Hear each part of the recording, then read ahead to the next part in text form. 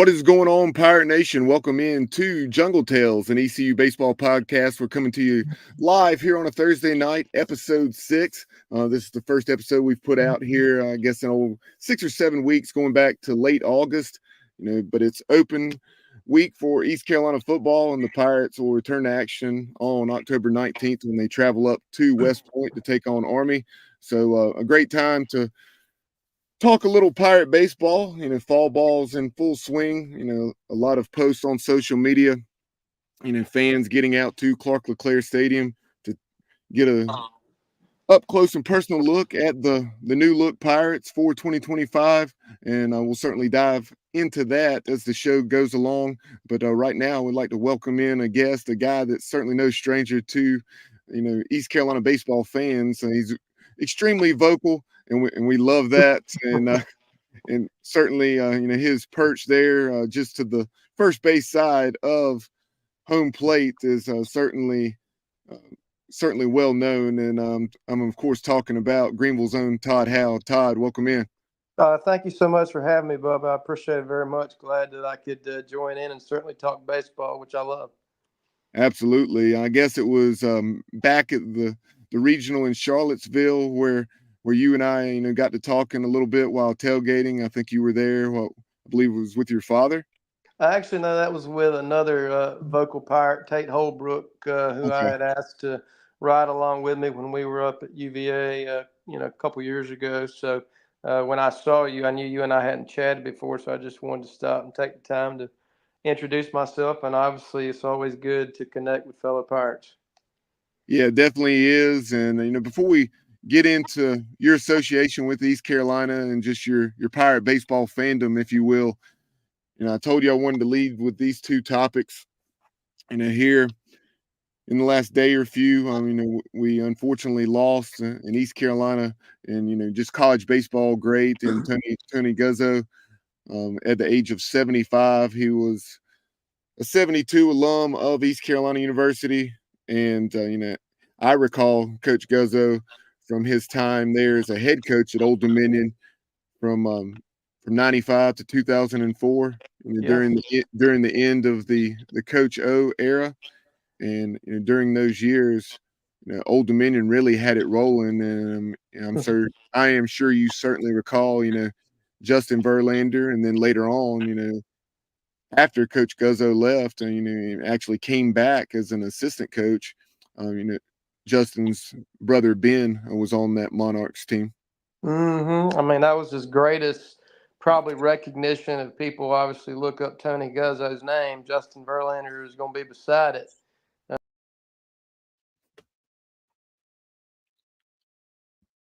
And even, post, college, he became a scout, I think, for the Boston Red Sox, if I'm not mistaken. So, You're correct. His career stretches, a long way and touched a lot of lives. And I think he actually, if I'm not mistaken as well, was also a hand in a major league coach's life today as well. So, Tony Guzzo obviously had his hand on a lot of young men's lives that he helped shape along the way. And certainly as a Pirate, we're always thankful for all of those who have played a part in so many young people's lives.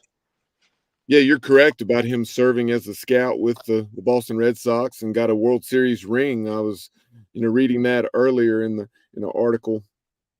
I think it's by Harry Minium with ODUsports.com, if I'm not mistaken. But Coach Guzzo, like I said, 95 to 04 as a head coach there with the Monarchs. Took 3 teams to the NCAA tournament, 303 and 252 at ODU before stepping down as head coach. As I mentioned, 3-time Cy Young Award winner Justin Verlander, was one of his aces there, in his time in Norfolk as the head coach for a decade. And then Ben Verlander had this to say: I had the pleasure of getting to know Coach Guzzo before I was even 10 years old. He was in our home recruiting Justin and sucking down what seemed to be 20 Diet Cokes. But one thing was obvious to us all when he left. We all said, what a great human being. And Justin ended up going to ODU, and so did I 9 years later, and he was still around. No longer as a head coach, but as a brilliant baseball mind. When Guz talked, you listen. That's just the way it was. He has meant a lot to the Verlander family for decades, and he will certainly be missed. And Guzzo, he was an instant success as a head coach. As I mentioned, graduated from ECU in '72. He immediately was named the head coach at Catholic Norfolk Catholic High School, his alma mater. He won 4 straight um, conference titles there in independent schools. He went 86-33 with the Crusaders, and then he came back to ECU as a GA, and then he was hired in 1979 as the head coach at North Carolina Wesleyan. Uh, Yep. really fared well there. 102-66 in 4 years with the Battling Bishops, took them to 2 D3 World Series. Then he honestly had, I think I knew it, but I had forgotten this until reading through this article by Harry Minium um, at VCU from '83 to '94, where he went 329, 301 as a head coach. Won 3 conference tournament titles in those final 6 seasons in Richmond with the VCU Rams. Um, After his time as a head coach at ODU, he was an assistant for Elliott Avent at NC State. Then, as you mentioned, won a World Series ring as a scout for the Boston Red Sox. Spent years as a head high school coach in Nash County. Do you recall which Nash County high school he was the head coach at, Todd? I do not know that off the top of my head. I do not. But and that's something else that I recalled hearing that I had forgotten. And then he spent time at Lewisburg Junior College Yep. before Coach Finwood hired him as an assistant coach at Old Dominion in 2017. So there's just a little bit about Coach Guzzo. We shared an interesting feature that was put out back in, I think it was 2021, the year that the Monarchs actually were the number 1 seed and, if you will, hosted a regional down at Founders Park in Columbia, South Carolina, the home of the Gamecocks. Mm-hmm. That was a heck of a team, and they were just talking. Those players were raving over Coach, and so sorry to hear about the loss of a great Pirate and a better man. Just a tremendous baseball coach, Tony Guzzo. Mm. Kind of. Sorry, go ahead, Ty. No, I think you nailed it, and I think that you look at Coach Guzzo, you look at another one, Coach Witt. I mean, all these guys that have come through and been such a huge part of so many of these people that we see today, post baseball, that they touch their lives in so many ways, far greater than a baseball field will ever contain. And certainly, I think Coach Guz is another testament to that. Certainly is. Kind of shifting gears, another topic that I wanted to get to before we dive into your ECU story, and that is the unfortunate tragedy and natural disaster. And we had, throughout the Southeast, and it really impacted Western North Carolina, with Hurricane Helene, and just unbelievable the pictures that I've seen of Western North Carolina, and shout out to ECU baseball. Cliff Godwin and this program prides itself on excelling in every area, be it in the community, on the field, or in the classroom. And this is just one more example of them keeping the main thing, and doing everything they can to help the great folks there in Greenville and Winterville at Ignite Church that sent 18 to 20 truckloads to the North Carolina mountains. Yeah, it was great to see. Obviously, Henry Hinton helped spearhead that. The mission to help these people, obviously in a time of need, and I think it truly puts things in perspective. We all love sports. We all love, especially myself, ECU baseball. But when you see your fellow neighbors who are walking through a time of deep grief and suffering, it's what we're called to be the hands and feet of Jesus in a time such as this. And it surely shows you that our program here is far greater than just playing baseball. And these young men and what they embody, whether they go on to play baseball afterwards or not, certainly through my involvement with many of them, you can see that what Coach Godwin, Coach Palumbo, and everybody who's involved in the staff is shaping these young men to be post baseball is something that I think is truly a great example for our community, for our program as a whole, to really look at and see that it goes far beyond any sport. It's how we use the platform that God's blessed us with, and to see these young men to come and serve in a time of need like this is no surprise to me at all, because it's who we are.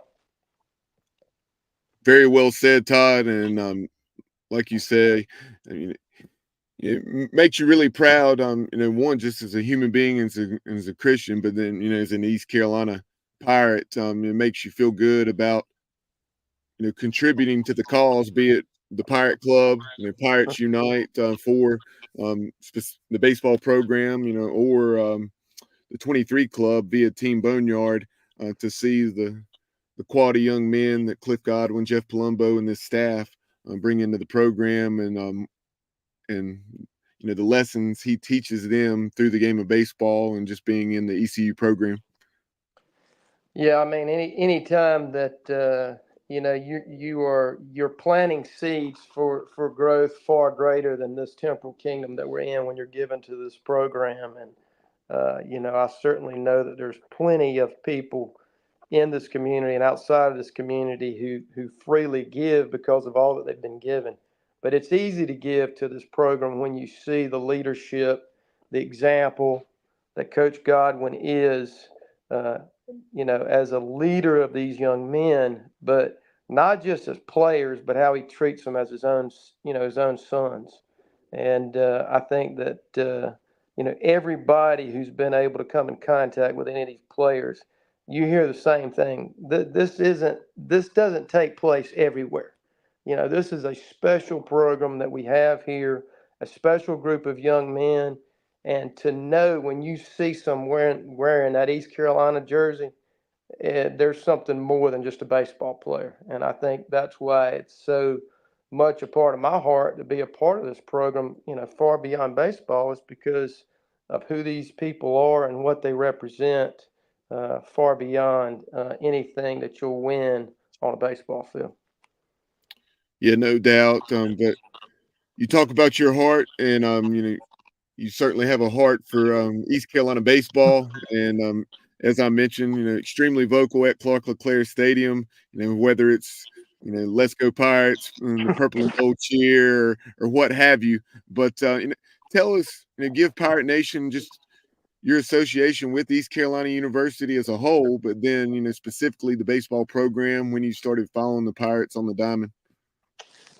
Well, obviously, I was a huge baseball player my whole life. My goal, as any young kid, was to play college baseball. I had a very strong background with baseball throughout my whole life.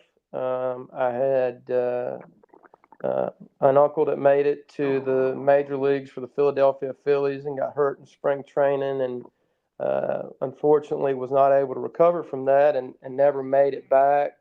Had another uncle that played at Campbell, and then I had a cousin that played at Carolina. So baseball as well, for a brother and myself, was something that was just in our blood.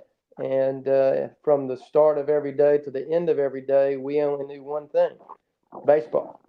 And unfortunately, like a lot of kids, that's such a fine line to play college baseball that it wasn't something that was in the Lord's plan for my life, but it didn't stop my passion for it. And, I went to ECU, and when I came to ECU, it was during a time of transition. The baseball program was certainly going through some bumps in the road. Certainly, Coach Overton had done a great job. And then obviously we went through a time of making some changes. But, Coach Godwin and I had connected when he got ready to head to Vanderbilt. His mother brought him in, and I helped him with a suit. And throughout his entire career, wherever he went, he was loyal enough to my services, and I would always send and take care of any of his clothing needs. And obviously, when the opportunity for him to come back to Greenville was mentioned, I was grinning from ear to ear because of what I know about his background and just what he would mean to this university. So that sort of kick started my next love for ECU baseball, and as he's been here, it's continued to grow even more and more since then. Yeah, no doubt. You talk about that transitional time, from Coach O to Keith LeClaire, and that's one thing that I never want to be forgotten. I've had that conversation, or this conversation, I should say, with a lot of Pirates down through the years, with the success that we've had from 1998 on. Um, you can certainly see how some folks, especially those younger fans, would focus on that, 26, 27-year time period there. But at the same time, there was so much success had, you know, going back to just the program's beginning. You had the 1961 NAIA national title. You had another year where you finished, I think, third, if not runner up, and there were a lot of regionals, down through the years, be it under Coach O, Hal Baird, etc. Yeah, you look at this journey that this baseball program has been on, and I don't think man could write a story like it's being written. You truly see God's handprint, all over it. And we all know what the destination is that we all want. I discussed this with Bethany when she was writing, the latest book. And, there's so many of us that have, the same desire, but there's so many parts of this story, from the way that this program with Coach O, how he, you know, planted the seed. And then as you look at Coach LeClaire stepping in and his story in this program and truly showing us that it is way bigger than baseball. And that shows today in every single life that he touched, even when he was on his last days. He put the Lord first and foremost and shared that with so many people, and then to see that continue through Coach Godwin being able to come back home, to be able to step in and carry this program to the level it is today, and to all the people that still contribute, Coach Whitfield, every single person that we all know and love. It just continues to show you that this story is far from over. And when we do, the master who's writing this story, we're only going to be able to look back and say, man, what a story this is. No doubt, and that's one of those things that obviously, we want it to be each and every season. And I've always said that, when that time comes that we do kick down the door to Omaha, and I would not be surprised, and of course, this is easier said than done, but I'm very eager to see the way the program progresses from there, and because I think the nation, obviously, with the success East Carolina baseball has had, you know, throughout its history, but especially during the Cliff Godwin era, and us taking it to another level, making super regionals a more consistent thing, and going to a super regional in consecutive seasons, for the first time in program history, and going to um, or taking it to the level where you're hosting another super regional on campus, or excuse me, hosting another super regional and the first one on campus in program history. I just think you see some of the comments on social media, when we had that super regional against Texas a couple years ago, and the nation was just blown away, with the atmosphere at Clark LeClaire Stadium. And I can only imagine how many Pirates are going to go to Charles Schwab Field, when we make it there. Well, and not only regionals, but I mean, I don't care where you can go on a Tuesday or Wednesday night in March or April and find an environment like we have here in Greenville. Greenville is a baseball town, and I think that's very evident at every single level. I mean, who gets to go and play in a little league stadium like we have here for Little League Baseball, or who has a softball program like we have here in Pitt County. And then you step to the next level of high school and look what you have at Rose, look what you have at Conley, and then you go to Clark LeClaire and it's a Wednesday night and you got 4 to 5 thousand people for a Tuesday night game against UNC Wilmington. That doesn't happen everywhere. And, to be able to go right here in Greenville and experience the best baseball that you can experience anywhere in the country on a Tuesday night is pretty sweet. It definitely is. This program, for years, going back to the, I guess, late 90s or early 2000s, has led the state of North Carolina in attendance. And typically, is up there in the top 10 to 15, certainly in the top 20, but in the last several years, top 10 to 15 nationally. Yeah, and I just think that goes to show that baseball isn't a season in Greenville. It's a way of life. It's something that you don't see people stop, once summer's over.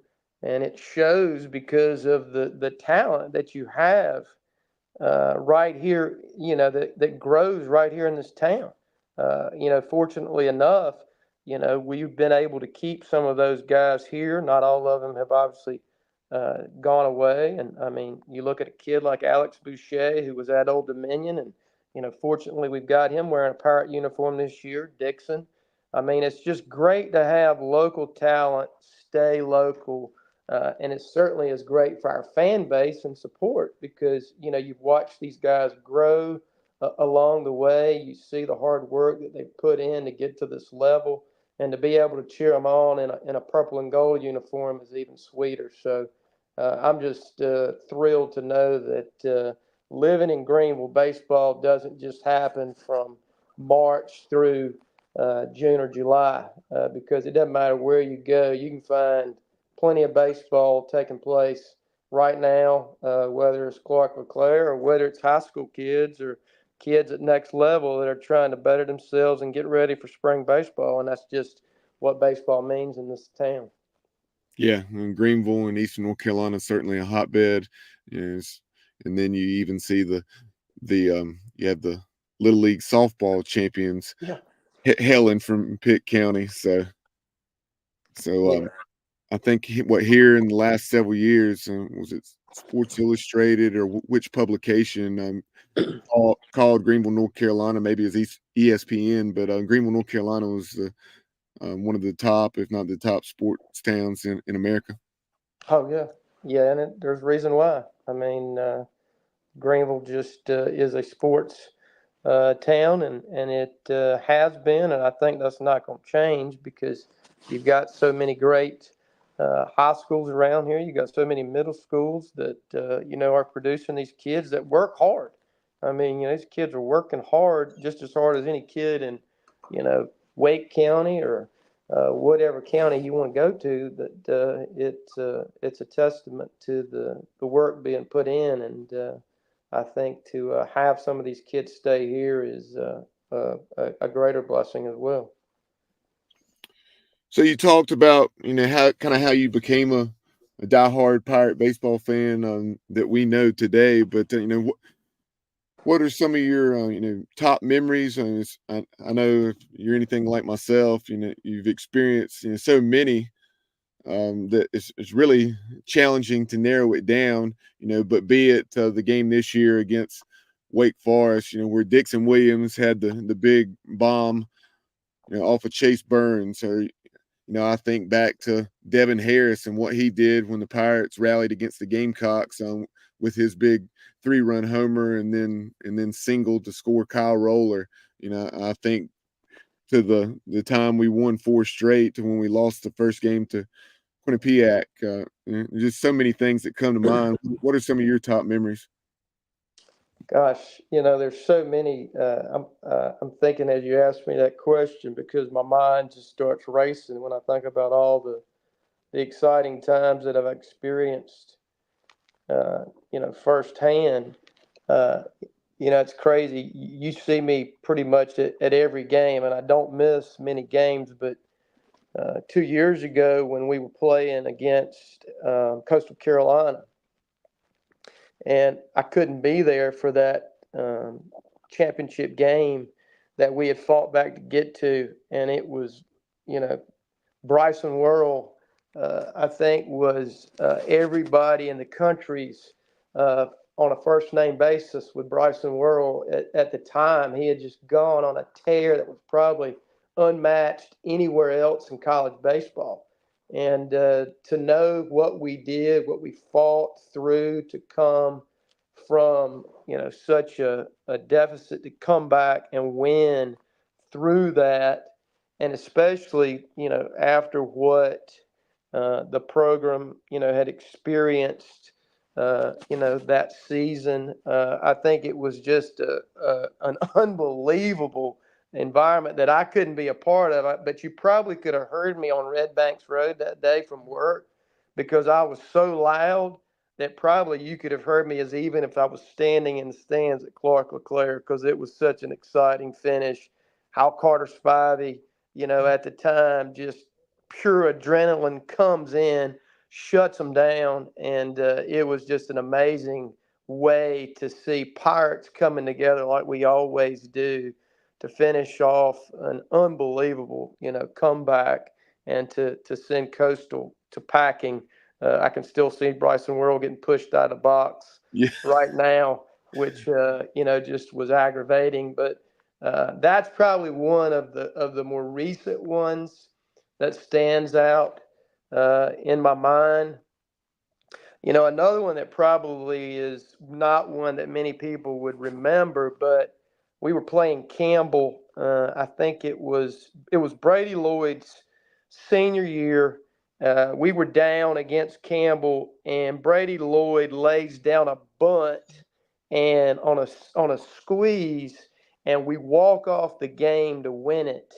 And it was the last thing I think that they were expecting, but when the kind of baseball that we play and how we win games, it was no surprise. But that's one that I won't forget, for a long time. That's probably one of those that you remember it at the time and then sort of you move on to bigger games. But, the thing that I've been so blessed with, Bubba, is just getting to know some of these players off the field in a personal way, too. That's probably the greatest part of my life. And being able to be a cheerleader and be in the stands and cheer these guys on is great, but to be a part of their life personally through Bible study that I have with some of these young men twice a week is really the greatest part of any victory that I've watched or been a part of at the field. Yeah, that's certainly something I wanted to bring up because down through the years, going back to Coach LeClaire's time and even before, or right there, I think perhaps they arrived at Greenville around the same time. But Chuck Young, Mm-hmm. maybe the late '90s when he was arriving to Greenville from Raleigh, Sports Work Ministries. Of course, now he's out in Kansas, if I'm not mistaken, as a pastor. But all the work he did through the years, with East Carolina baseball as well as the football program, etc. And I'm glad to know that you're doing something similar. It was well documented. Carter Cunningham, what he, Charlie Hodges, and a core group of guys, excuse me, with with that team last year. You know what they did with FCA and Bible studies and so forth. But you know, if you would elaborate a little bit on that and when you started doing those um, biweekly Bible studies. Well, you said it first. With Chuck Young, what he did with sports work was just the seed that was initially planted, and then to see what Webb Tyndall and Jamin have done to carry that on, is just amazing. And I think that to have that in our program is a very unique aspect that's not something that takes place across the country. And those guys invest in these young men in so many ways. And, to pour the gospel into them, on a Monday night and to feed them in their house and to welcome them in and to see the challenges that, every young kid's going to face. And just to be there, to hear them as they walk through life as a college student, as an athlete, and just to share the gospel with them, is a really a blessing. And my involvement, it was interesting how it sort of was, uh, fire started. I had reached out to Carter um, last year, right at the end of the season. You could sense through Carter's life throughout social media that he was certainly not living for himself. And I was a part of a Bible study, and I just asked Carter. I was like, hey man, would love to have you come if you'd like to visit sometime. He was going away for the summer to play summer ball with Tom Sox, and he said, look, when I get back, I'd definitely be interested. And I said, well, hey, when you get back, just reach out to me. We'd love to have you come. And sure as he said he did, he obviously being a man of his word, reached out. And I said, well, look, you're welcome to come and invite whoever else you'd like to come. And, that's how the seed was planted. And then as the seed was planted, it was multiplied. Carter came, invited Charlie Hodges, and then those guys invited other guys. And, now it's nothing on a Tuesday or Thursday morning at 7 a.m. to have 20 guys sitting at a table sharing the gospel. And, as I look at those guys, I tell them, you have a priority. You could be in bed this morning, you could be doing something else, but to know that you got up and that you chose to come here on 7 o'clock in the morning to sit at a table, to be transparent about the challenges, the things that any young man's going to face, and to be able for us all to sharpen each other through the word is just the greatest blessing that I could ever have to be a part of these young men's lives. And, it continues to amaze me, every Tuesday and Thursday because they keep showing up and are eager. And then it shows on the program on the field. I mean, you take a kid like Carter Cunningham. I mean, how did he play the way he did? How was he so free? It was because it wasn't him playing. And he lives out his faith as Parker Bird and Charlie Hodges and all of these young men that have put God first in their life. And it just blesses me to be able to be a part of their life and to share what the gospel means. And so that's sort of how it started and how the Lord has continued to bless it. And I'm just glad to be a small part of their life. Yeah, it's an awesome sight, and that last year, where you had Coach Godwin, and I loved what he had to say there. As far as this is him wanting to be what it should be, and him making that decision to get baptized there on the field. And initially, that was not in his plans, but the guys wanted him to. He's talking about his relationship with Blake Hardigree, our former director of operations, who did such an awesome job, and that was tremendous. He and several of the Pirate players getting baptized there on the field at Clark LeClaire Stadium. Yeah, and the amazing thing about that, Bubba, is it's interesting to see now how what transpired here has started a nationwide revival like this, because now you see it happening on campuses all across the country.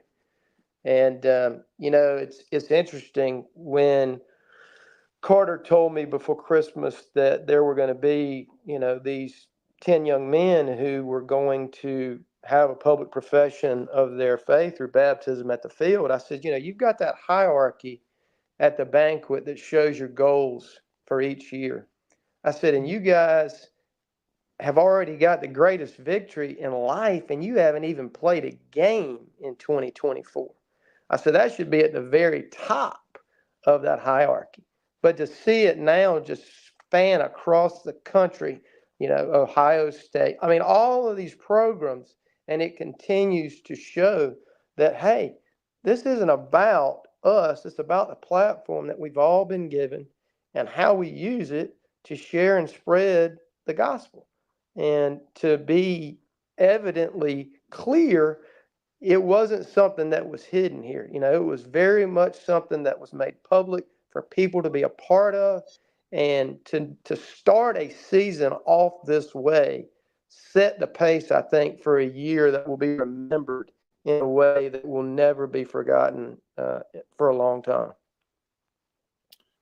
No doubt, and really, really admire respect Coach Godwin for the way he uses that platform, and you can certainly, in just listening to interviews with him, and honestly, he'll come out and point blank say it, how he's been transformed, through giving his life to Christ, and just the things that God's doing through him. Yes. And I'm sure you probably listened to this podcast. It was a podcast that was in the Good Amen, Open Door Church. Sure. He had Carter on, also had Coach Godwin on, and you saw Coach on multiple occasions in that interview, get very emotional when he was talking about some of the depression and things that he went through, and just and how he was able to get through those tough times because of his relationship with the Lord. Yeah, and he was very transparent. After he had that podcast, I reached out and we had lunch, and just to see his transparency, his realness, the rawness, that obviously that winning was the thing that sort of drove him. And when he laid that aside and really sought the Lord, and the Lord showed him, hey man, look, winning's not everything. And I'm sitting here saying that because, man, I was a competitor too, and you don't go out to come in second. I mean, you want to win. But the greatest victory was already won when you aren't trying to fight and win it on your own. And I think that's shown throughout, his uh, his actions, his demeanor. I always say the fruit is in the evidence, and you see it, bleeding throughout the program to the players, and it's just a trickle down effect. And I'm just grateful to see that. It's no longer he who's living, but it's the Lord who's living through him and through these players, and it shows through the leadership, and it's going to continue because that's who's first and foremost now. Exactly. Kind of shifting gears a bit, you talked about, some of your favorite moments. Who were some of your favorite Pirates down through the years? Definitely challenging to narrow it down, but be it positional players or pitchers, who were some of those guys that you really admired for the way they played the game? It's interesting you'd ask me that question. I was over at the stadium on Sunday at the scrimmage, and one of the players' fathers said, Who's your son out there?" And I said, "They all are." And that's the way I look at each and every one of them. Certainly, I've had some closer relationships with some more than others.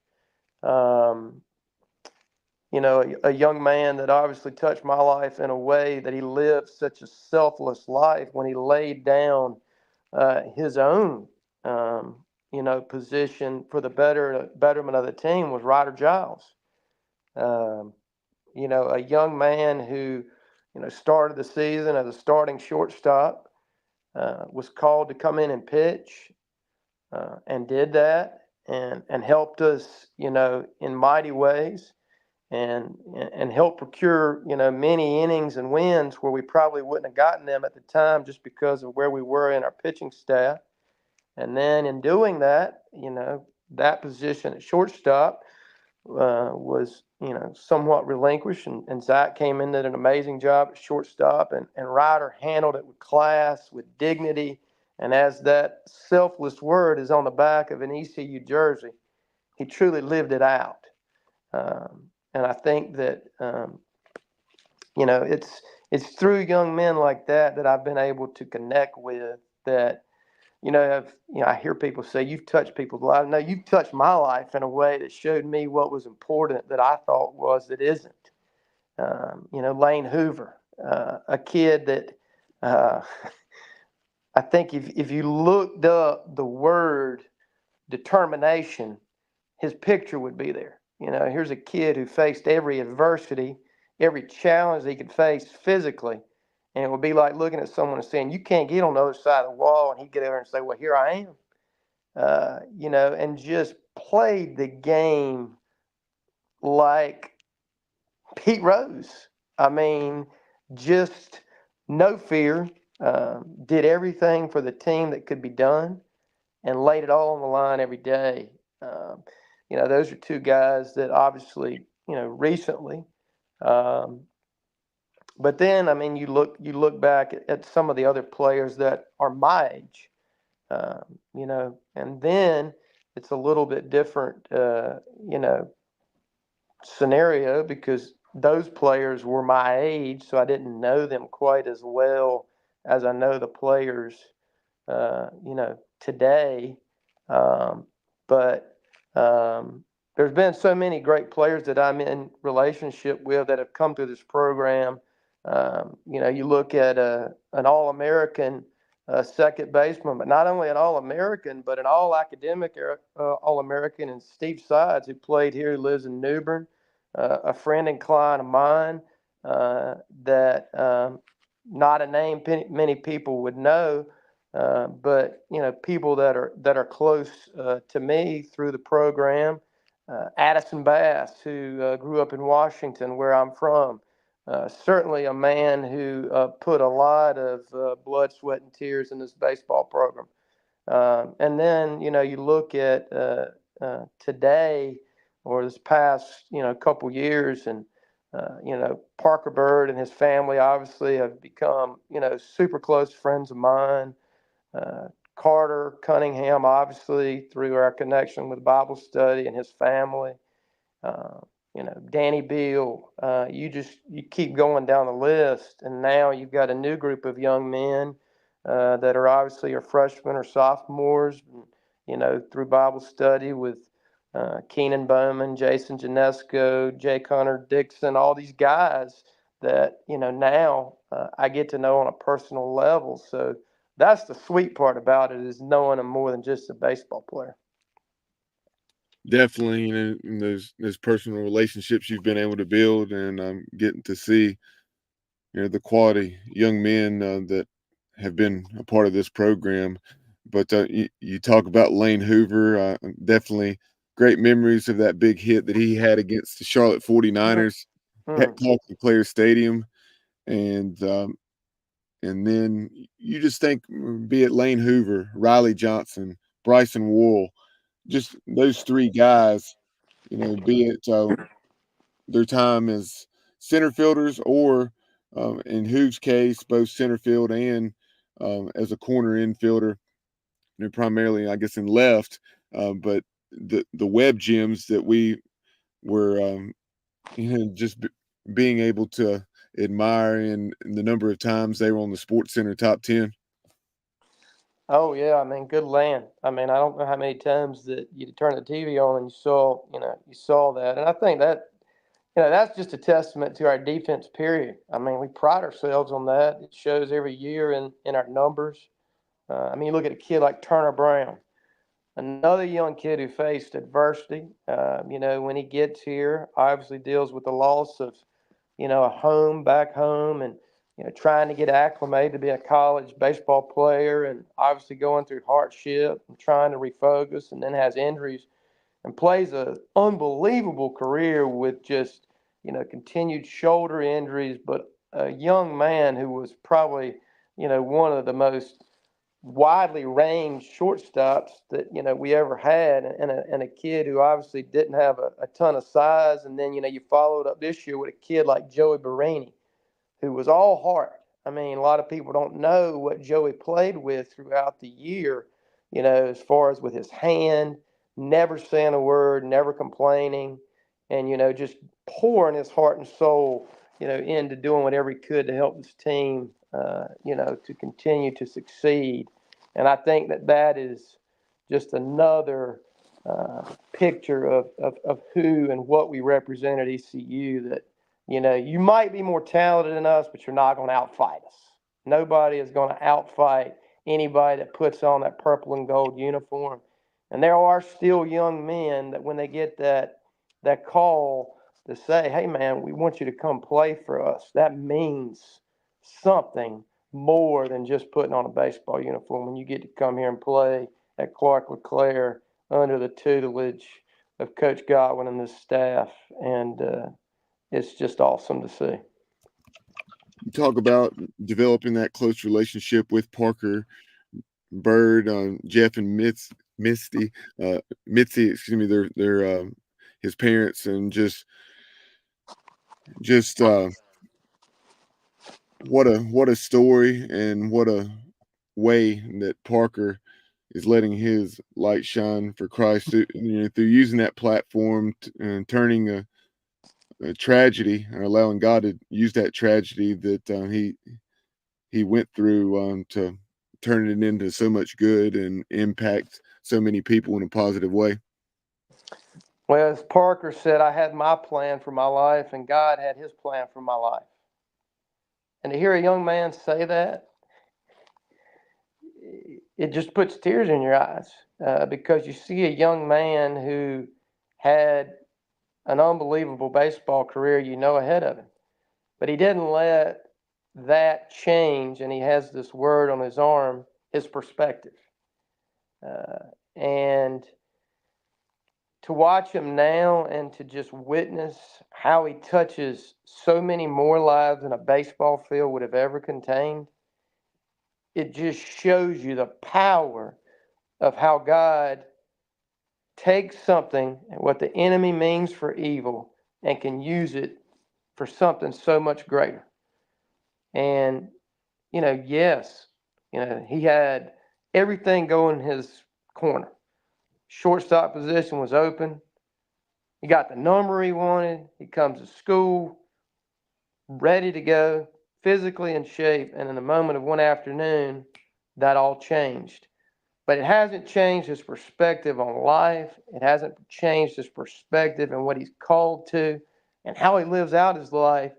And it's been a huge witness to me, myself, for how I think what I do is important. And then I look at him and I say, man, what an eye opener this was. He's taught me so much, and he's taught everybody else that he comes in contact with so much by perspective of what we value as important and what isn't. And I don't care what Parker Bird does in life, he's going to be a winner because he looks at it through the lens that so many others don't. And he didn't allow an adversity like he's faced to change his perspective in life. And I'm just glad I get to walk beside and witness it, because I know whatever he does, whether it's be a Paralympian, a speaker, whatever he ends up doing in life, he's going to be successful because it's not about him. Nothing he does is about him. He just uses the platform that he's been given on a baseball field and outside of it in a way that we all could model. He really does.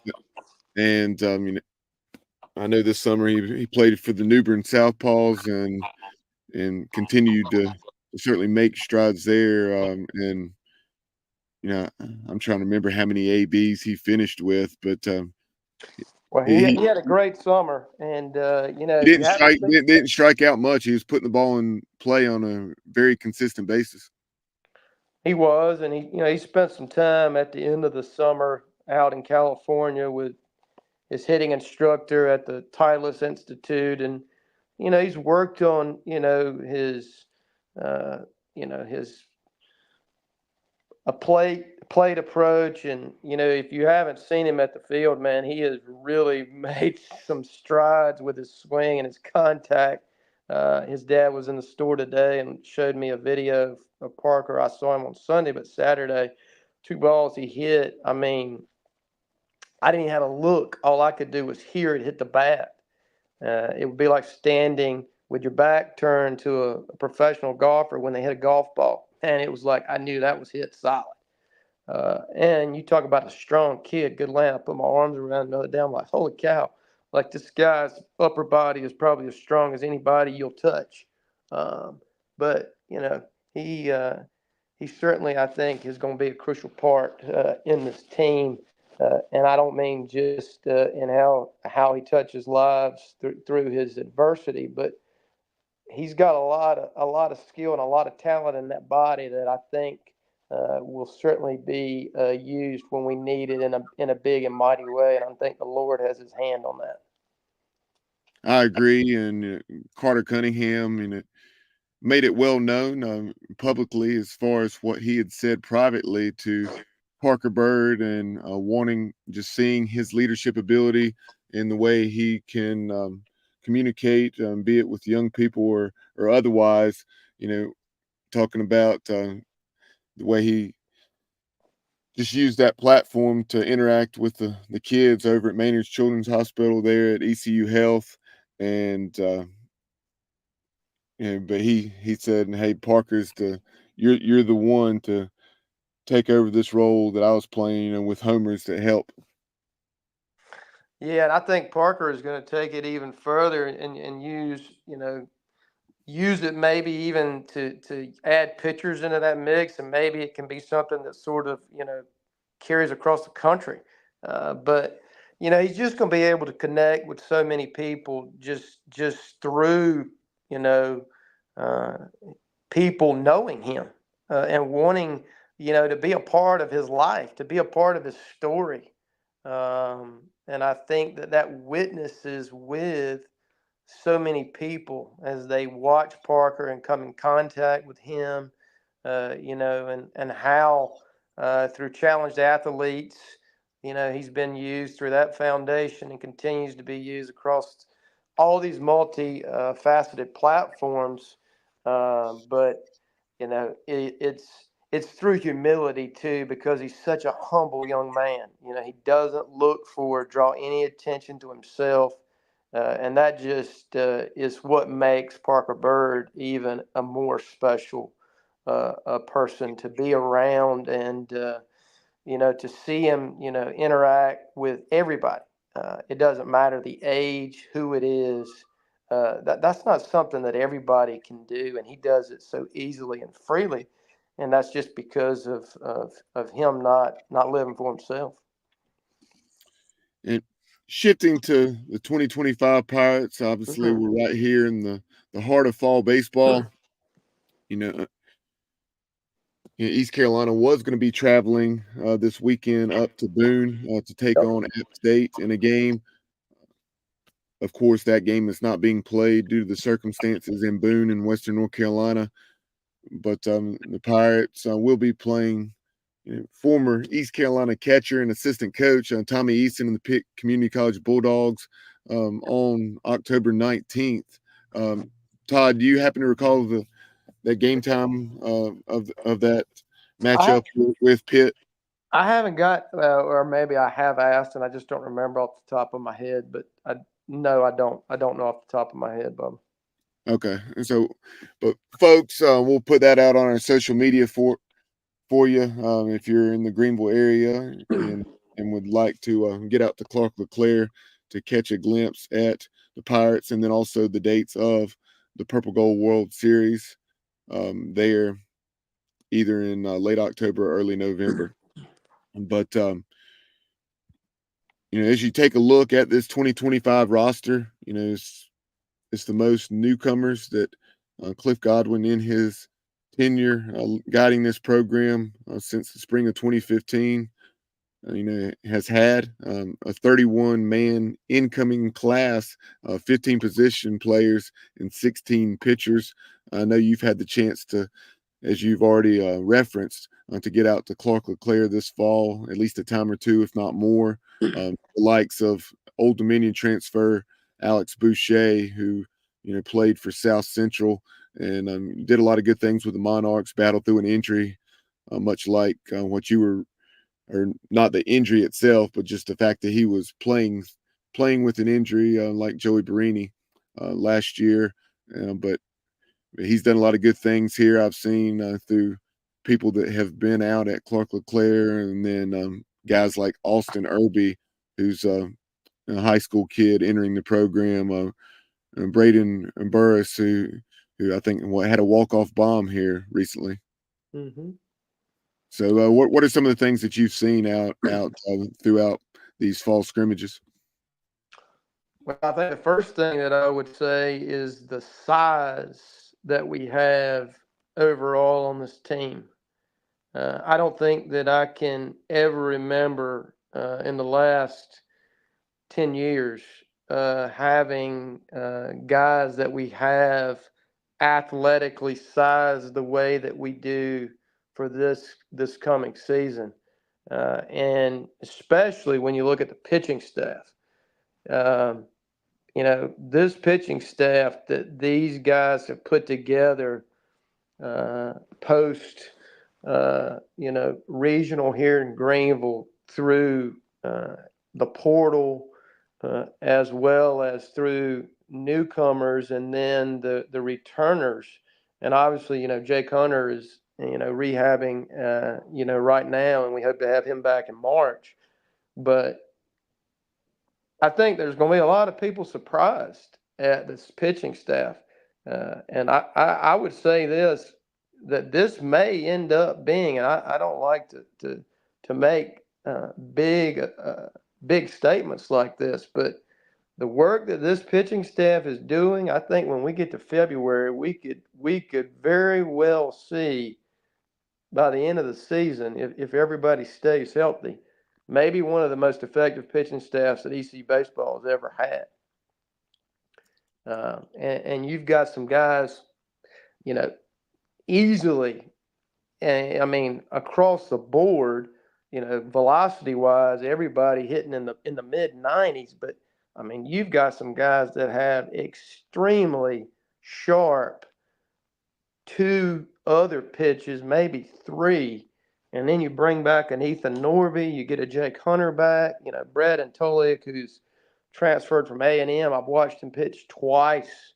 I mean, you're talking about a solid big guy that, you're standing in that box. I mean, this is an endearing fellow looking at you. And then you take a kid like a Lance Williams, who's a freshman, who I mean, can really move it, goes about his business. It sounds like a lot like Treya Savage, very focused. Um, and then you jump to the infield. I mean, this is an infield that is loaded with talent, which is a great thing.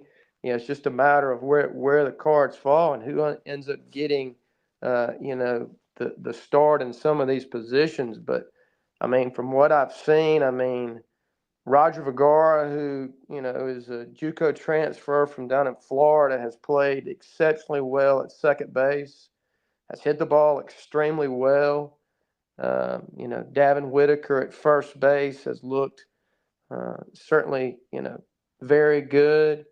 Alex Boucher and Dixon, obviously, rotating at shortstop. You talk about Colby Wallace, who had an outstanding year last year, carrying that over in summer ball with, the Tom Sox. And then, he's obviously another pitching uh, threat that we have. Obviously, had a great season at the tail end of the season last year when he was used down the stretch. Um, we have certainly a lot of options on the infield that I think that a lot of people are going to be like, wow, I thought we lost a lot. And we did, don't get me wrong. But to see how we have filled these slots with newcomers, transfers, I think it's going to be a real surprise for a lot of people when you see this team take the field for the first time. And I know they're still working through, filling some outfield holes with obviously some of the guys, moving on in Carter Cunningham and Jacob Jenkins Cowart. Obviously, getting Riley healthy will be huge for us in center field. But you've got some guys with some speed that I think certainly you look at some of these outfielders with Keenan Bowman moving to the outfield, Jason Janesco, whether Davin moves to the outfield or plays the infield. Heck, Dixon Williams has got so much speed. I could see him playing the outfield. But there's a lot of talent on this team that if you hadn't seen them yet, you're going to be really surprised when you see these guys because there are definitely a lot of positives to take when all you saw was the outflow at the end of last year.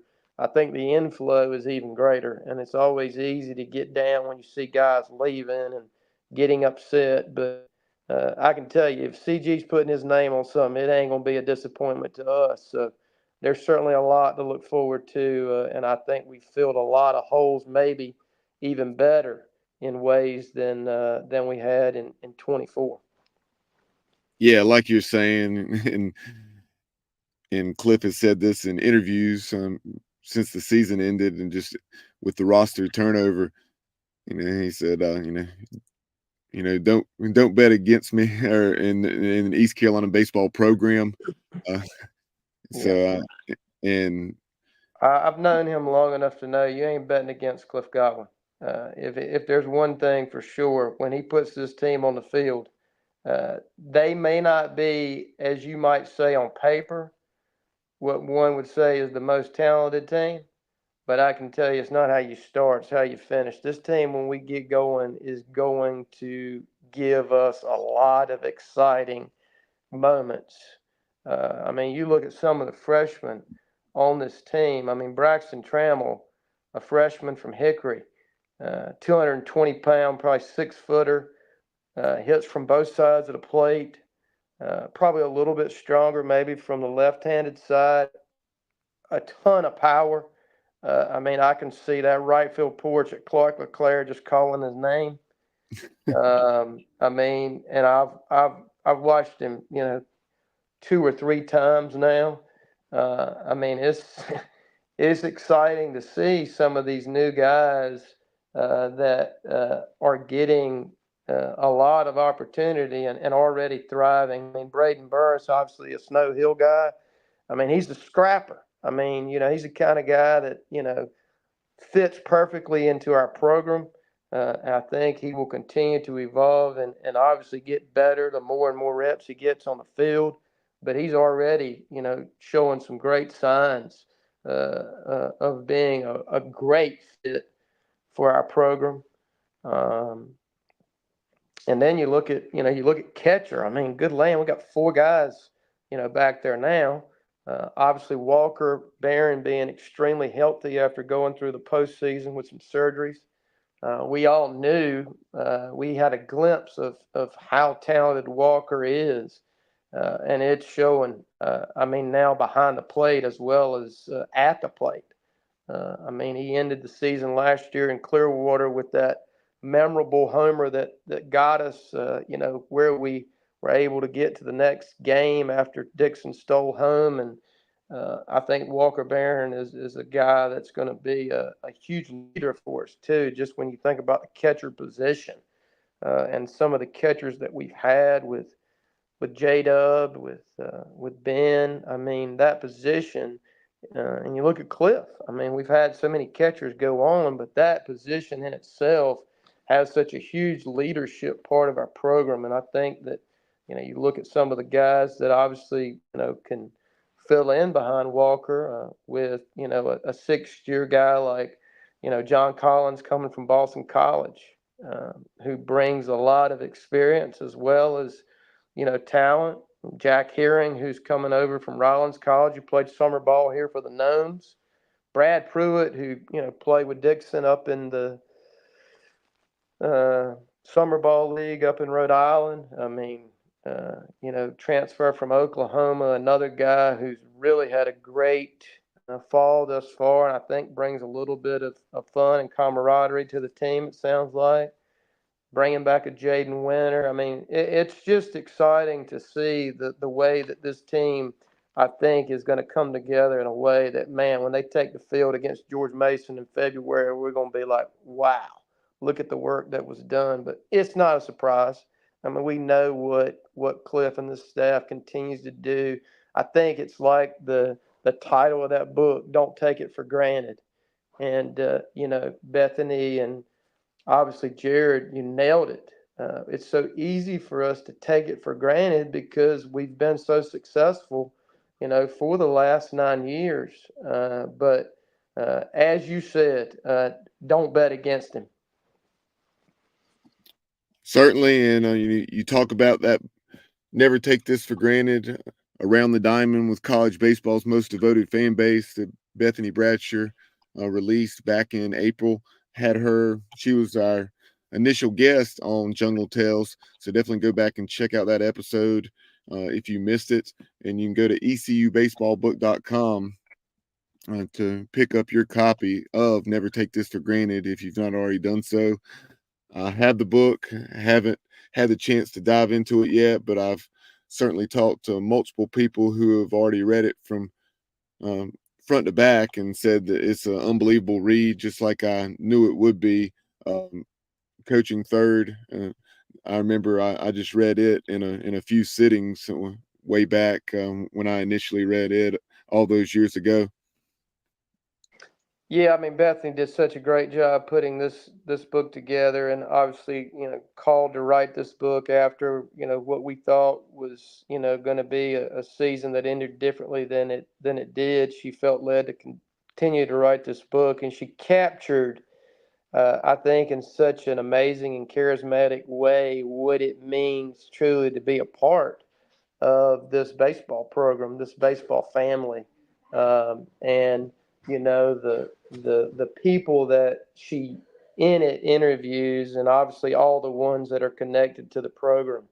Uh, it just comes alive in such a way that it makes you so excited to be involved with this family, because that's what I call ECU baseball. It's a family. Everybody who's a part of it is a part of a big family.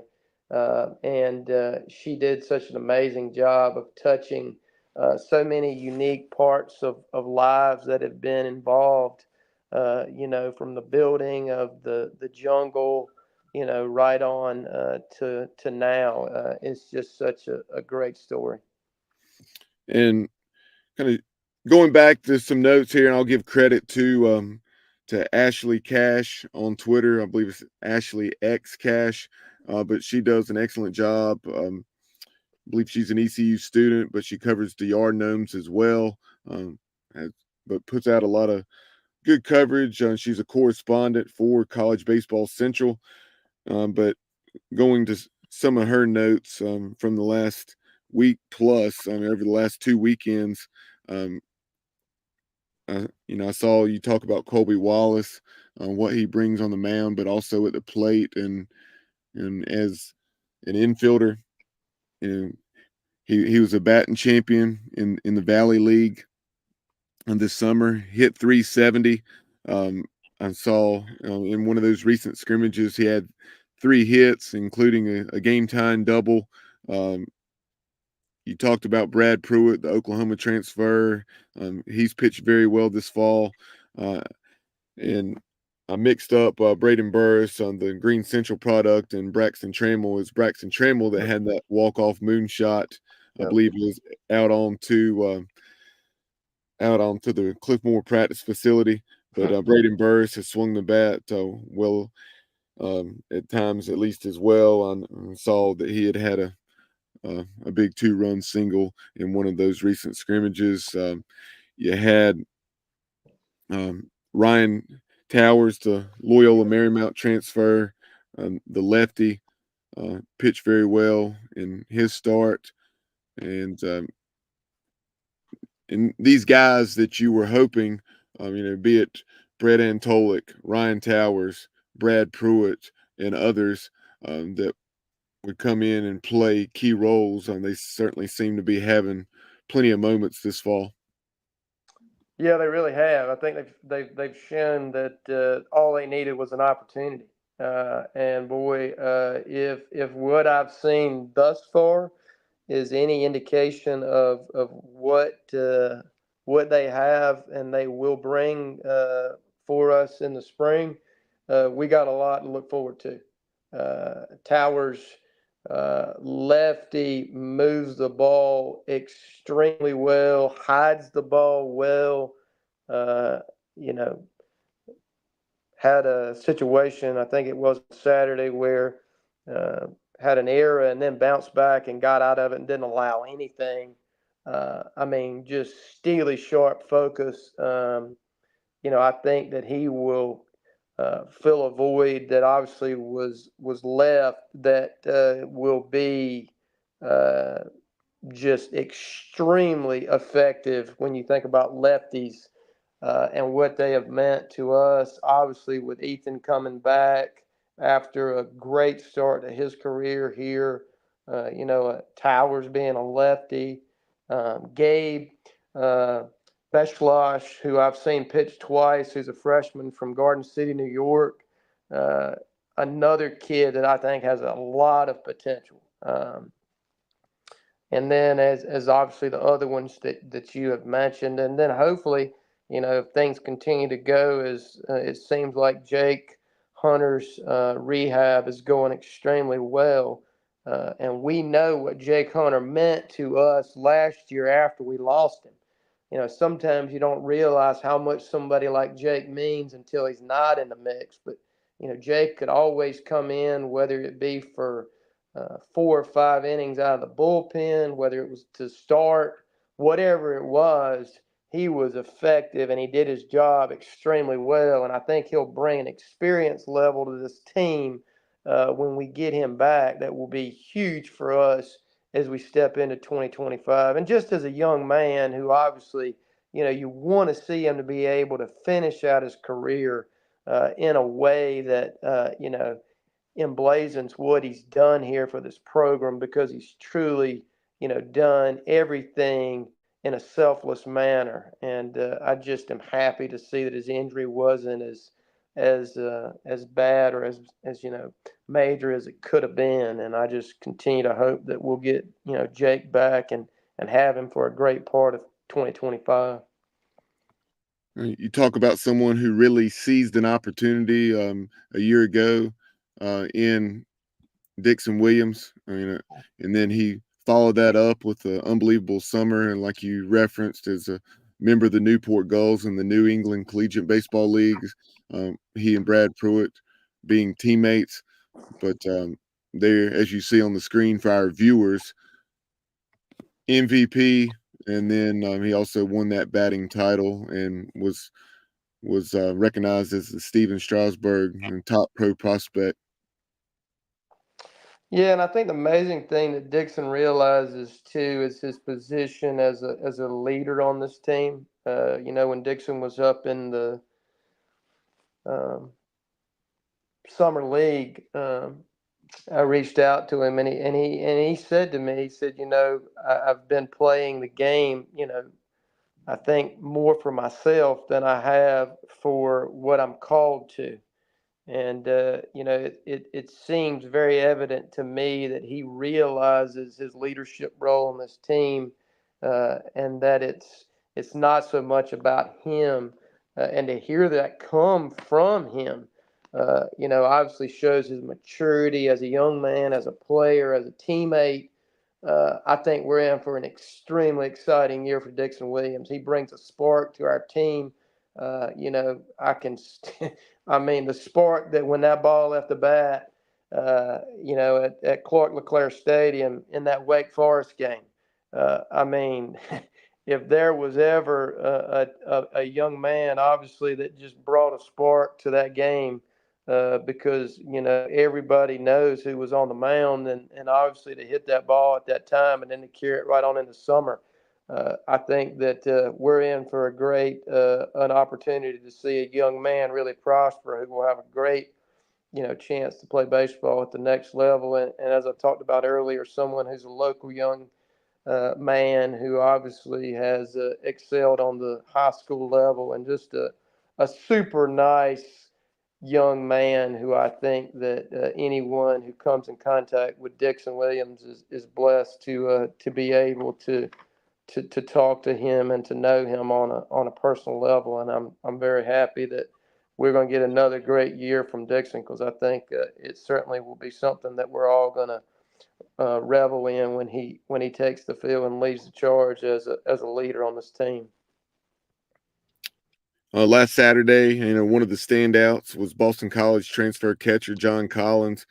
He had 3 hits, and including a 2-run bomb. And he's a guy that prior to his time at BC had. I'm trying to recall, which Division III program he was at, but he's that program's all-time home run leader with somewhere between 25 and 30 home runs. Yeah, I think he's a 6-year graduate student, if I'm not mistaken, based upon COVID. I don't know if I've ever seen a 6-year. I think I'm right in saying that.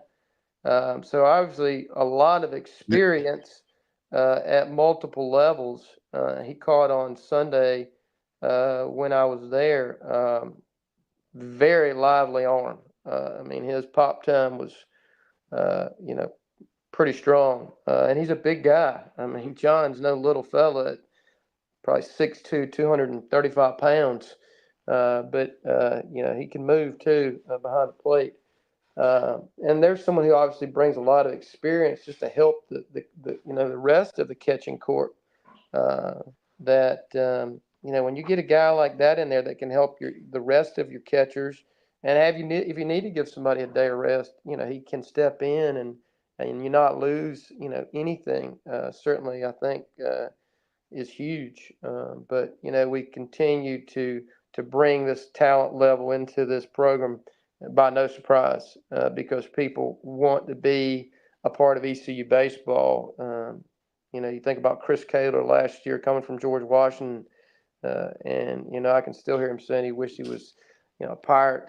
Uh, from the beginning. But what an awesome testament to have these young men to come in and to be able to bring that experience that they've had, and to build upon it. And I think that John certainly brings that to the catching backstop as well. A power arm you talk about guys on this team, and you Brett Antolik, 92 to 95. Lance Williams, he's a guy that gets it up there 94, 95 as well. And Lance gets it up there, and Lance can move it too. A lot like I think about him. I hate to use his name in the same sentence, but I mean, you think about Trey Savage. Trey's fastball was amazing, but what killed batters was how he could come right back at you with that, nasty cutter or off-speed pitch. And I think once you really get Lance Williams honed in, this young man is truly got a lot of potential. I mean, he's very fast on the mound, and I think that in time he'll slow that process down as he goes. But he's going to have a big arsenal that's going to be something that once he really hones his skill on the mound and truly his pitches are as effective as I think they're going to be, I pity a batter in that box because this pitching staff, I think about us not playing App State, and I was going to be there this past weekend, but I'm not so sure that the players playing against this pitching staff, they're going to face a whole lot of better pitchers anywhere because these arms that you're seeing right now, it's as good as probably you're going to see at any school, within 100 miles of here, if not further. Yep, and one more arm that I wanted to mention that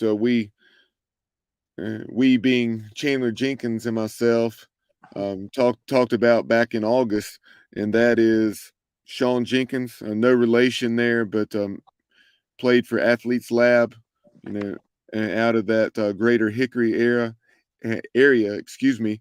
And but Sean, what a high school career he had, and he made the decision to reclassify and Yep. become a Pirate a year early, and he's pitched well. I saw on Sunday, he went 3 innings, allowing 1 run, and struck out 3. Yeah, Sean looked good. I was there Sunday when he pitched. He located the ball well. He seemed very composed on the mound. And I think that again, the more reps he gets out there, the more confident he's going to be. And as we get into to post fall ball, I think that's something he'll be able to build upon and hopefully be able to be used, in whatever role we need him once we get to the season. But Sean certainly looked good. I think that was the second time I'd seen Sean throw. And these guys are getting a lot of opportunities, which is great in the fall to be able to get these opportunities against our best hitters and to see how effective that they've been. And it's only going to mean better things for them when we get into the heat of the season in March and April. And I think that Sean could certainly be a huge part, if not in the spring, certainly down the road. But he certainly has looked very good for a freshman. And the way our guys develop with the Pirate baseball program, I totally agree with Trey Daly of the Dirtbags and general manager with that Dirtbags organization and what he said on the show back in late August.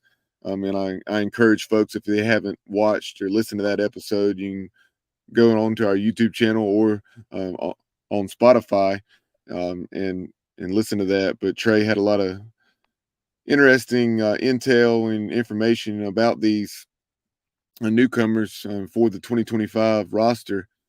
And he was just saying that the job that Cliff Godwin, Jeff Palumbo, Austin Knight, and staff do on developing, he thinks is really underrated because he thinks they're right there is pretty much as good as anyone in the country at developing.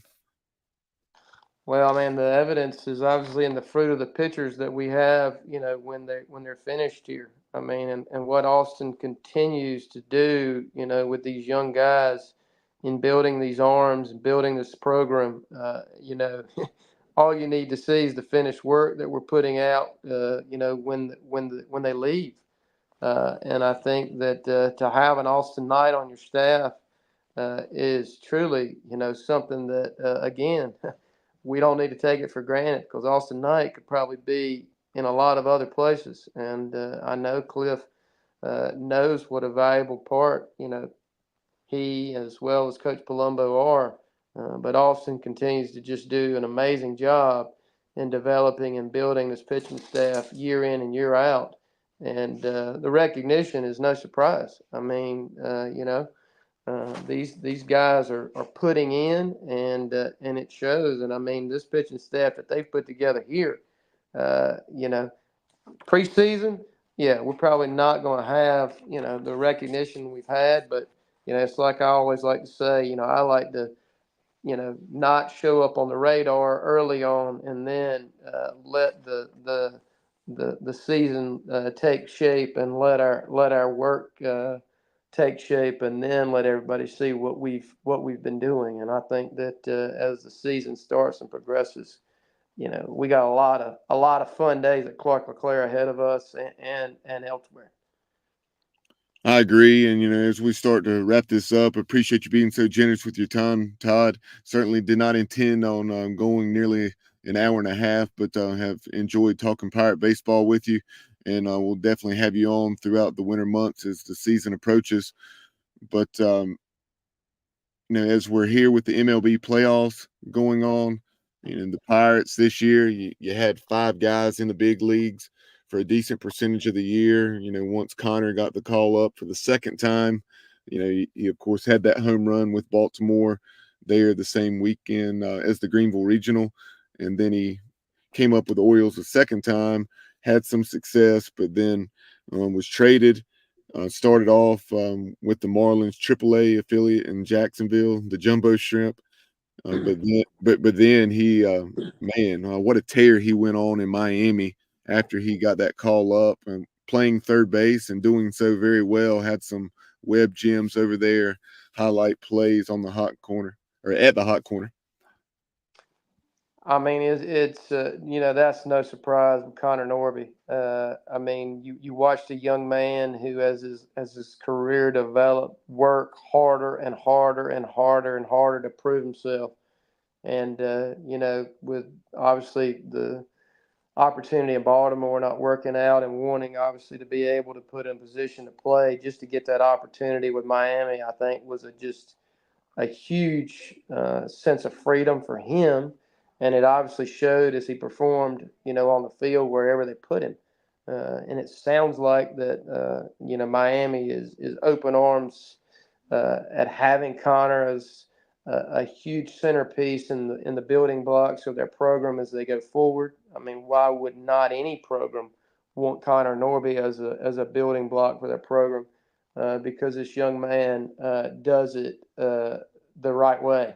And just to be able to watch him succeed, at the end of this season and finally get this opportunity, I think is just a small glimpse of what we're going to continue to see out of Connor because, this kid has not let anything stop him. I mean, you could look at him and say, well, he's not, doesn't have the size. Well, I can tell you what, you watch him swing that bat, and that's all you need to know. And he's played the infield basically at every position and made the plays that a lot of guys who have been in the major leagues for a long time may not have made. So I think we're going to see a lot of Connor Norby, and I think that you're going to see him in a Miami uniform for a good while, unless something changes that we don't know about. I agree. And what a year, all-star season that Jeff Hoffman had with the Phillies. Hate that it ended the way it did. And, hopefully he'll have a chance to re-sign there. I know that was a hot topic today, on social media. The fact that he is a free agent, but we shall see. If the Phillies re-sign him, but if not, then certainly expect someone else to. He appeared in close to 70 games, I think 68 to be exact, and just had a heck of a year. Well, Jeff brings a lot of leadership into that role. I think anybody would want him on their staff, just by what he can do coming in to eat up innings and to obviously be, someone that can get you out. And unfortunately, the Phillies came up short. The Mets obviously just hit the hot button at the right time. But if the Phillies don't sign him, I don't think you'll see Jeff on the market for long because somebody's going to scoop him up because of just what he brings to a pitching staff with his experience and his ability to perform at a high level. Gavin, of course, was on the shelf for a while. Then he came back, didn't get a ton of run support, but definitely had several quality outings and some ups and downs. 16 starts. Once he came back there, I guess it was late June or early July, something like that. But the Guardians now in the playoffs and looking to make some noise there and hopefully we can have a Pirate in the World Series and maybe win a championship. I believe, and correct me if I'm wrong, I think I saw on social media that they're planning on maybe using Gavin out of the bullpen in the postseason. Is that right?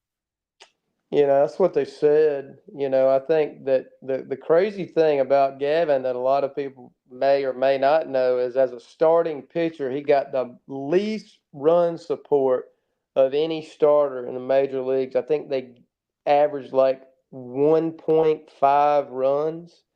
Well, you know as well as I do that if that's all the run support you get, you give up a single home run, then that ain't gonna help you a whole lot. And I think that that's one thing that is obviously, been detrimental to Gavin, even though he's done well in his opportunities, he just hadn't gotten a lot of support. But hopefully, as you move into postseason, he'll get an opportunity, whether it is out of bullpen or not, and he'll get that run support because you got to have help on the opposite side as well. But I'm just glad to see, hopefully, that he's healthy and that he can be the guy that we know he can be because Big Gav brings a lot to any team and certainly a lot of long term, career pathway there that I hope we get to see a lot more of down the road. And then, of course, you had Sean Armstrong. Sean was, I mean, released by the Cubs, but did some nice things in Tampa Bay, and then also with the Cardinals. Before spending a little time there at the friendly confines with Chicago. So hopefully, Sean will get another opportunity. And then Burley had a heck of a year. I think the last I saw there in the final day or two of the season, he was hitting right around 270, 20 plus bombs, and just a heck of a year for Burley. Letting the Cardinals, or the Cardinals knew that he was certainly capable of that. Had some doubters from the outside, but give the Cardinals credit. They stuck with Burley and believed in him, and he delivered. Yeah, and I think his coach really saw a young man that was a fighter. I mean, if there's ever a word that summarizes Alec Burleson, it's a fighter. I mean, he was a fighter here. He's a fighter wherever he goes, and you want him in a fight with you. And I think that Burley obviously is going to write himself a very nice opportunity, and hopefully it's continuing to be in a Cardinal uniform. But certainly an outstanding season, and I'm sure he'll be back in town soon because I think obviously he and his wife have a place here in Greenville, so I'm sure we'll get to see some of Burley. But there's a lot of other guys out there too. Carter Spivey, I saw this week, who had a really good close to his season. With Cleveland in the minors. You keep going across the board, and it's just like another ECU name pops up again and again. Carter obviously being down in Florida for the last month and a half with the Blue Jays. I saw Carter this morning. I mean, you ought to see this guy. He was a college, student, 4 months ago, and now he looks like a man. I mean, his shoulders look like they're 4 inches wider, and it's just amazing to see how quickly these guys go from one place to the next and change. And I think that. It's just it's great to see what we're doing here with these guys being able to go to the next level, and I think we're going to continue to see that because of the program that Coach Godwin and staff have built and how they do it the right way. We're not doing things in the wrong way, even though we still haven't gotten to the ultimate goal. And even if we never do, we're not going to stop doing things that we do the way we do them here. And that shows not just in the players going to the next level, but in life. And is proud to put your name in the context of being a ECU Pirate, especially in the baseball arena, because you can put a number on us if you want to, whatever you want to, but we don't look at things in numbers. And I think that this program is beyond special. Yeah, so excited for Carter Spivey and the success that he's having in that Guardians organization. He got that opportunity with the Florence Yaws as a teammate of Lane Hoover, and he's more than capitalized on that. And Trey Benton, Trey was having a heck of a year as well Yep. in the organization. Unfortunately, I believe had TJ Tommy John surgery, and congrats to Trey. I believe I saw on social media that he just got engaged. So definitely definitely hope that Trey can bounce back and continue to pitch well. Yeah, I agree with you wholeheartedly. I hope that he has a great recovery and that he's able to get back out there as well. And you know, as you said, it's just an exciting time to look forward to the 2025 season, Bubba. And I think already a glimpse of that schedule that you've seen too is exciting for us all as we think about some of the teams that we'll have coming to Clark LeClaire, as well as some of the ones that we'll face on the road. But the 2025 schedule, I think they've really built a opportunity for us outside of our conference RPI wise to really give ourselves a great opportunity if we do the things that we know we can do. And it's going to be exciting when we have a time to have Coastal Carolina in town for a 3-game series. Obviously, a 3-game series home, away, and neutral with Wilmington. The same with Chapel Hill as we've had in the past. And a great, it looks like, LeClaire Classic with Army and Indiana State and Virginia Tech. And I think we start the season conference-wise with Memphis here and begin the season with George Mason, which was a tough game for us on the road last year. So exciting schedule ahead for 2025. I mean, if you're a Pirate baseball fan, get yourself ready because there's a lot to get excited about with this team, the schedule. And as we know, when they take that field for the first time, there ain't no doubt that Coach Godwin, Coach Palumbo, Coach Knight, Coach Packard, Francisco, and Coach Lartigue will have these guys ready to go at the highest level. No doubt about it, and I really appreciate you throwing that in about the schedule, and we'll dive into that more in future shows. But yeah, our schedule's always going to be strong, and it's even stronger next year when you throw in that weekend series with the Coastal Carolina Chanticleers, and then, like you mentioned, a third game with the Seahawks, and then of course that much anticipated traveling series with the Tar Heels. Just a heck of a schedule and an unbelievable challenge that will really benefit the Pirates, with that RPI. Yeah, and I mean, to play a game like that, I know Scott Forbes has said early in the season, it's just so good for both programs because it's like a regional. I mean, when you get to play ECU and UNC 3-game series like that, I mean, what it's going to do down the road, you really can't measure. Second week of the season, I mean, you're playing a regional kind of environment. It's beneficial in huge ways, and it's great to know that as long as Coach Forbes and Coach Godwin are leading the helm, they've agreed to do this the second week of every year. And as a Pirate fan, I mean, it's great to be able to get in the car and drive to Durham and see a game, and drive to Chapel Hill and see a game, or drive to Fayetteville and see a game, and have a neutral site. And hopefully, when Wilson gets that minor league stadium done there, that will be where maybe we could play a State or a Wake Forest for a neutral site. Yeah, hopefully so. Just going off memory here, you think about that series last year. I guess 3 sold out venues between Boshamer Stadium, Segra Stadium, and Clark LeClaire.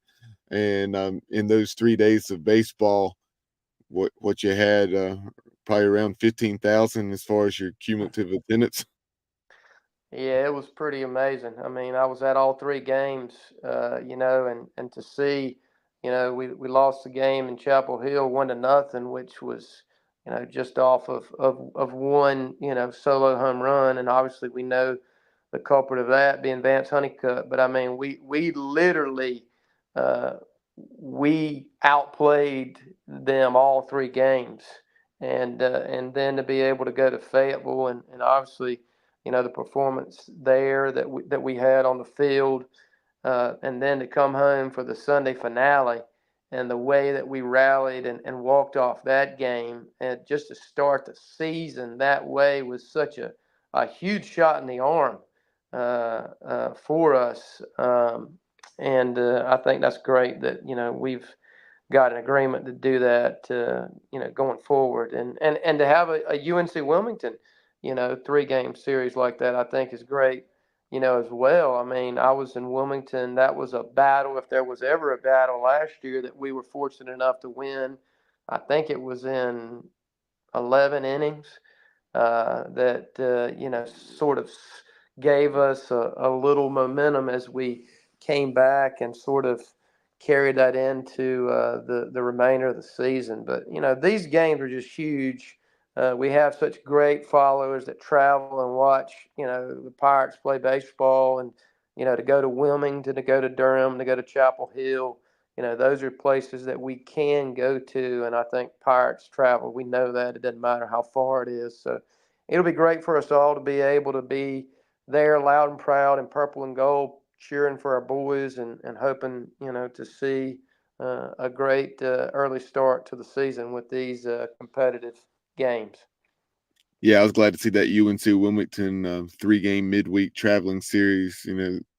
Oh, well, 3-game midweek series on the docket again, because that's one here in the last 2 or 3 years that was scheduled, but weather interfered, and always a heck of an atmosphere. When the Pirates and Seahawks get together, and that third game this year, is it being played at Granger? Is that correct? I know that's where it was before. Is or No, they're going to play the middle or game is going to be played in. Feb. We'll carry on for a minute here. Todd dropped out, having some technical difficulties, but as he was starting to say, that middle game is going to be played at Segra Stadium, where the Pirates and Tar Heels played to open the 2024, well, week 2 of the 2024 season. That middle game, that Saturday game, where the Pirates built a big lead against UNC and then held on there in the 9th inning before taking the series finale on Sunday at Clark LeClaire. But really appreciate Todd's time tonight. We'll see if he signs back in. If not, then we'll go ahead and wrap things up. Did have a comment here. Appreciate Will Landon chiming in as always. Will said, "Great meeting Todd this past season. During the 2024 campaign, he is a big part of what makes ECU baseball special, as well as just being a humble servant. Look forward to future engagements." And okay, Todd has rejoined us. So Todd, I just read to everyone a comment here from Will Landon. He said, "Great meeting you this past season. He's a big or that you're a big part of what makes East Carolina baseball special, as well as just being a humble servant. He looks forward to talking to you um, about Pirate baseball and otherwise in the future." Well, I mean, we've got such a loyal fan base. I'm just glad to be a small part of that. I may be a little bit more passionate outwardly at the stadium, but we've got such loyal fans. I think that you can see that on a Tuesday night, as I said before, when you go to the stadium and you've got 4,000 people packing out a Tuesday night game against VCU. It's not like we're playing Carolina. It's not like we're playing Duke. Not anything against VCU at all, but a Tuesday night game, we got 4,000 people there showing up. And it just shows you what baseball means here. But I'm just glad that I can be a part of it. And certainly, if anyone knows me well, they know they're going to hear me and see me there. They will that. And so really appreciate everyone tuning in. Definitely a longer episode, but a lot of excellent content, in Pirate Baseball Talk. Be sure to follow the show on social media You can subscribe to our YouTube channel. That would really help us out. Go to at Jungle Tales Pod, or just simply search Jungle Tales and ECU Baseball Podcast, and you can find us there. Also, we have a page on Facebook by also simply searching Jungle Tales and ECU Baseball Podcast on X and Instagram. We can be found at Jungle Tales Pod. And as I mentioned, in addition to YouTube, we're also on Spotify, where you can listen to the show in audio only format. But again, Todd, appreciate the visit. And that will do it for us here on the 6th episode of Jungle Tales, coming to you here live on a Thursday night. But for Todd Howell, I'm Bubba Rosenbaum. You've been watching and listening to Jungle Tales, and we'll talk to you soon. And we'll be joining you here in the next week or two, as we'll have the likes of Josh Moreland and Carter Cunningham, in addition to East Carolina letter winner Lee Delfino joining the show. We'll talk to you then. And as always, go Pirates. Go Pirates.